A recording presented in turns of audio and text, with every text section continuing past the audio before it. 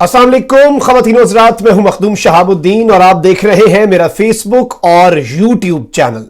पाकिस्तान और चीन का जो इत्तेहाद है वो इस खित्ते के अंदर इस वक्त सबसे इन्फ्लुएंशियल इत्तेहाद बन चुका है और भारत जो है वो बुरी तरह आइसोलेट हो गया है। और रशिया जिसे 2-3 सालों से पाकिस्तान और चीन भारत से दूर करके अपने ब्लॉक में लाने की कोशिश कर रहे थे, आज एक ऐसा बयान आया है जिसने इन तमाम तर चीजों के ऊपर मोहरे तस्दीक सब्त कर दी है कि अब रशिया जो है वो भारत से दोस्ती तो क्या बल्कि भारत के खिलाफ इकदामात को भी जेरे गौर ला रहा है। और पहली दफा 73 साल की आप तारीख उठा लें रशिया इंडिया रिलेशंस की, this is the first time in history के इतनी सख्त स्टेटमेंट दी गई है और रशिया की तरफ से कहा गया है कि मोदी तुम मगरिब के वेस्टर्न कंट्रीज के एक मोहरे हो।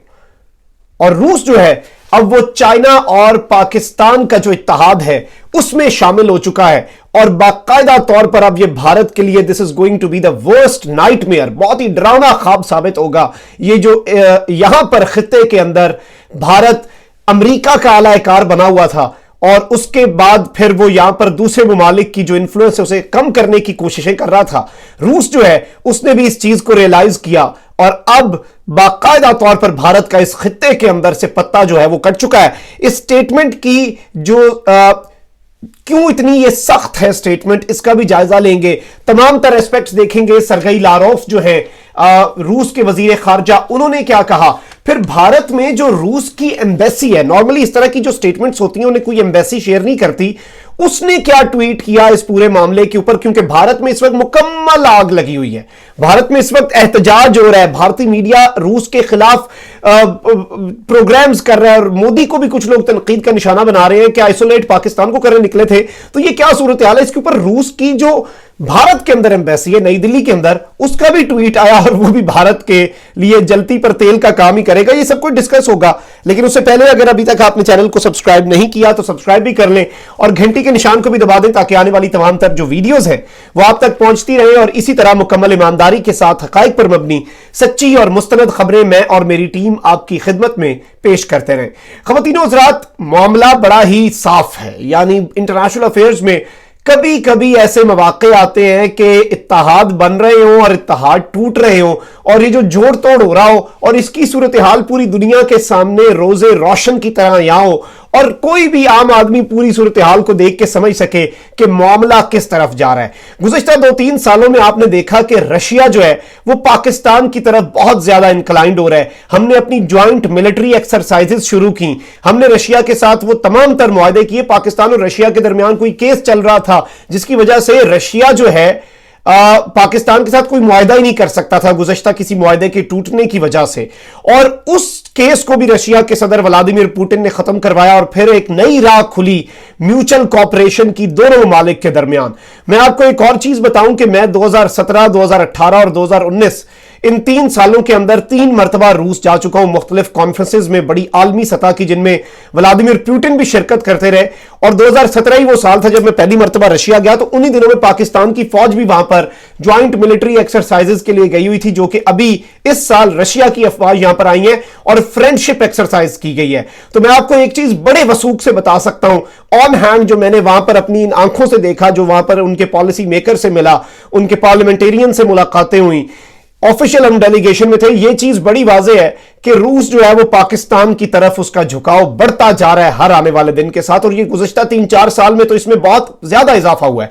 रिसेंटली हमने आपको अपडेट किया कि किस तरह से रशिया ने पाकिस्तान के साथ एक बहुत बड़ा गैस पाइपलाइन का मुआहदा किया है कराची से कसूर तक, और इसके अंदर पूरा जो कॉपरेशन है, म्यूचुअल कॉपरेशन दोनों ममालिक के दरमियान बढ़ती जा रही है। और इसके अंदर चाइना का किरदार भी है कि चाइना और पाकिस्तान का इत्तेहाद तो ऐसे है कि लोहे पर जिस तरह लकीर होती है उसे भी मिटाया नहीं जा सकता और उसे बिल्कुल उसके अंदर कोई दरार नहीं आ सकती। तो रशिया जो है वो अमेरिका का जो पूरा सेटअप है उसे खित्ते में चाइना चैलेंज किए हुए है। और अमेरिका और रशिया के ताल्लुकात आपको पता है, रशिया की एक बड़ी ही पक्की आदत है, रशिया से यह नहीं होता, दोगलापन नहीं रशिया कर पाता, रशिया की यह स्पेशलिटी है। और इसी वजह से रशिया के पाकिस्तान के साथ भी बड़े ताल्लुकात खराब रहे सोवियत यूनियन के मामलात के अंदर। रशिया जो दुश्मन का दोस्त होता है ना, उसे दुश्मन तसव्वुर करता है। वो कहता है ये दो कश्तियों की सवारियां नहीं चलेंगी, या तो इधर ठहरो या उधर जाओ।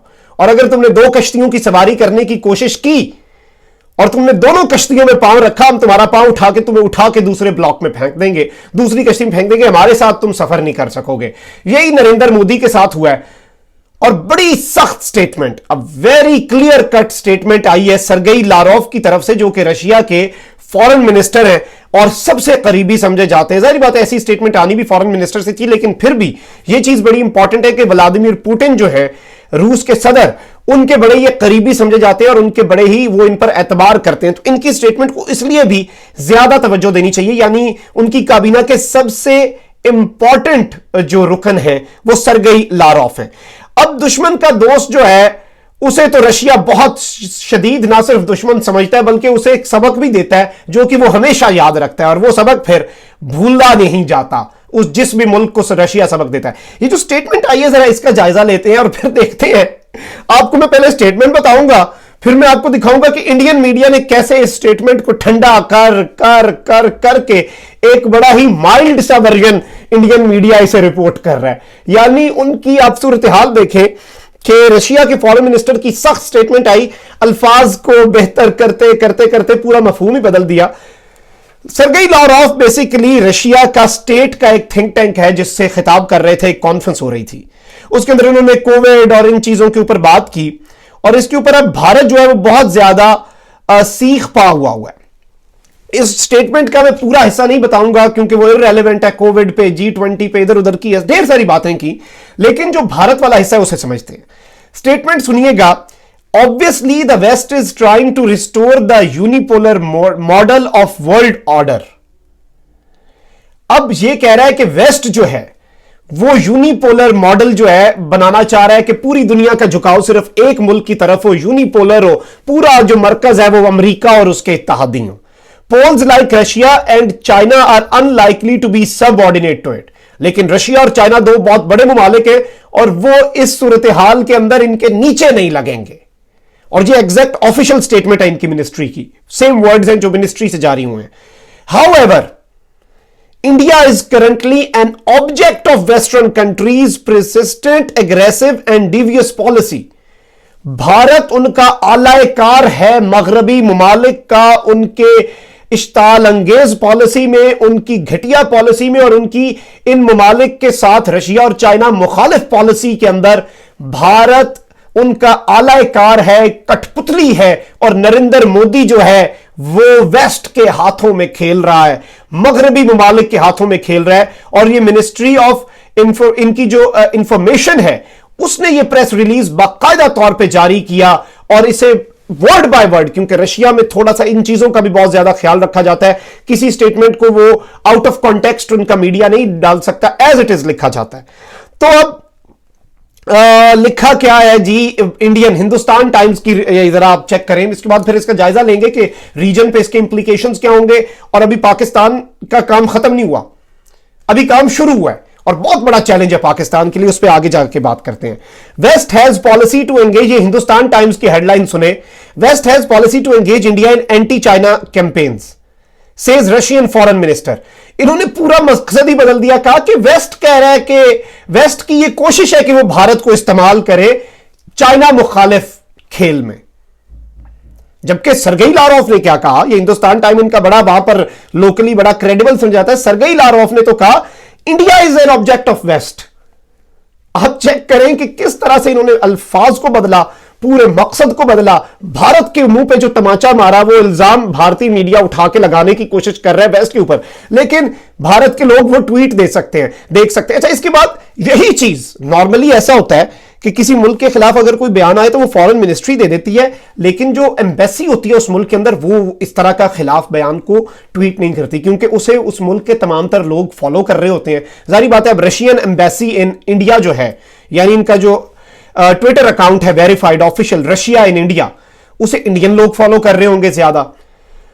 अब रशियन एम्बेसी ने भी इसे ट्वीट किया और एज इट इज ट्वीट किया, और इसके अंदर ये भारतीय मीडिया के लिए बहुत बड़ा चैलेंज बन चुका है, क्योंकि इंडिया के लोग अब मोदी पे भी तनकीद कर रहे हैं कि तुमने करना था पाकिस्तान को आइसोलेट कर, तुमने हमें आइसोलेट दिया है। ना हमारा चाइना है, ना हमारा रशिया है, ना हमारा नेपाल है, ना हमारा बांग्लादेश है। अफगानिस्तान में अरबों रुपए तुमने लगाए, जनरल बाजवा के डॉक्टराइन ने तुम्हें वहां से उठा के बाहर फेंक दिया, अफगान पीस प्रोसेस में तुम्हें मेज पे नहीं बैठने दिया गया, तुम अमेरिका के पास भागते गए, और फिर भी तुम्हें वहां से अमेरिका ने कहा कि तुम्हारा काम ही नहीं है अफगान पीस प्रोसेस में। उन अरबों डॉलर्स जो तुमने पाकिस्तान के खिलाफ इस्तेमाल किए, उनका क्या फायदा हुआ? और अब ये सारे इत्तेहादी जो है वो छिनते जा रहे हैं, बचता है इनके पास पीछे अमेरिका। और तनकीद क्यों हो रही है? क्योंकि जिसे कहते हैं ना घर का ना घाट का, अमेरिका के पीछे सबके साथ ताल्लुकात खराब तो कर लिए मोदी ने।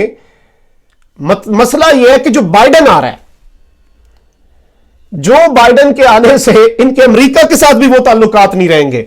तो अब ये बिल्कुल दरमियान में बीच की बिल्ली बन चुके हैं और फंस चुके हैं। लेकिन अब ये ममालिक जो है, ना तो रशिया इस तरह का मुल्क है, चाइना से इनके ताल्लुकात वैसे ठीक नहीं होने, पाकिस्तान से इनके ताल्लुकात वैसे ठीक नहीं होने, एक बीच में बोन ऑफ कंटेंशन थी रशिया था। रशिया के साथ जी बात यह है, रशिया इस तरह नहीं होता कि कल आप मोदी इनके पास आके बैठ जाएगा और वो ताल्लुकात ठीक कर लेगा। रशिया ने जो डिसीजन 2-3 साल में लिया है, उसने बड़ा सोच समझ के रशिया डिसीजन लेता है, और फिर वो उनकी पॉलिसी साल हा साल तक चलती है। तो ये भारत के लिए और नरेंद्र मोदी के लिए this is a very big blow diplomatically. मैं समझता हूं कि इतनी बड़ी स्टेटमेंट आना एक इतने बड़े मुल्क की जानिब से नरेंद्र मोदी और भारत के खिलाफ, ये एक बड़ी ही इंडिया के लिए हजीमत की बात है।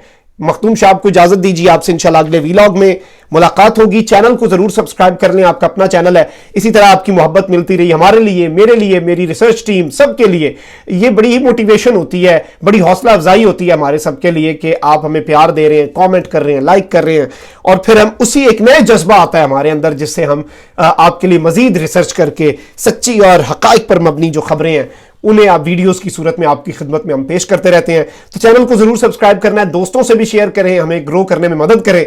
और मखदूम साहब को इजाजत, अपना बहुत ख्याल रखिएगा, अपने इर्द गिर्द लोगों का भी, और इस मुल्क पाकिस्तान का भी आपने बहुत ज्यादा ख्याल रखना है, क्योंकि पाकिस्तान है तो हम हैं। अल्लाह ताला पाकिस्तान को सलामत रखे, ता क़यामत रखे। अल्लाह निगहबान। पाकिस्तान जिंदाबाद।